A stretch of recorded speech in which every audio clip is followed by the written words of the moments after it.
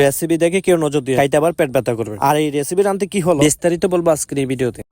Hello everyone, আসসালামু আলাইকুম। Video শুরুতে আমি জরিমানাটা বলে নিই। এই ভিডিওটা করতে আমার 120 টাকা জরিমানা দিতে হয়েছে। কেন জরিমানা হইলো আর কাকে দিলাম ডিটেইলসে বলবো এই ভিডিওতে। তো গাইস, আজকের রেসিপি হলো ডিম দিয়ে মজাদার একটা রেসিপি তৈরি করব। আমি কিভাবে প্রসেসিং করব ভিডিওটা সম্পূর্ণ দেখতে হবে। আর এই ভিডিওটা দেখার জন্য কারো টাকা পয়সা লাগবে না, শুধু 1 মিনিট সময় দিলে হবে। গাইস, ডিম রান্না করার জন্য আমার বাগান কিন্তু পুরো একদম কালা হয়ে গেছে। এই কালার মধ্যে বালাগুলো দিয়ে দিলাম। আর আজকের রেসিপি কিন্তু অনেকটা ইন্টারেস্টিং। গাইস, এখন আমি বেগুন আর আলু এগুলোকে কষায় নিব। কষানোর পর পরিমাণ মতো পানি দিব। আর বন্ধুরা, তরকারিটা দেখে আপনাদের কাছে কি মনে হইতেছে? আজকের রেসিপি কি খুবই মজা হবে? সত্যি গাইস, আজকের রেসিপি খুবই মজা হবে। তবে সবাইকে দাওয়াত রইলো, একদিন আমার বাসায় এসে খেয়ে যাবে। আর বন্ধুরা, এখন আমি কিছুক্ষণ জাল দিয়ে নিব। একটা সময় ভাবতাম কিভাবে রান্না করব, কিভাবে বাজার করব, রান্না করতে কি কি লাগে, সমস্ত কিছু নিয়ে সবসময় মাথায় ব্যথা থাকতো। আলহামদুলিল্লাহ, এখন আমি সবকিছু রান্না করতে পারি। আবার ভিডিও ক্রিয়েট করে আপনাদের মাঝে তুলে ধরি। গ্যাস রেসিপি কষানোর পর পানি দিয়ে নিলাম। এখন ভাজি ডিমগুলো দিয়ে দিলাম। আর এই ডিমগুলো আগে ভাজি করে পিস পিস করে কাটিয়ে রেখে দিয়েছিলাম। আচ্ছা বলেন তো, এরকম ভাবে ডিম ভাজি করে রান্না করে কি কেউ খেয়েছেন? আর গ্যাস ডিমগুলো দেওয়ার পর অল্প কিছুক্ষণ জাল দিয়ে নিলাম। এরপরে আমার রেসিপি রান্না হয়ে গেল। এই ভিডিও জরিমানাটা পরবর্তী ভিডিওতে বলবো। আর আজকের ভিডিও এই পর্যন্ত। সকলে ভালো থাকবেন, সুস্থ থাকবেন।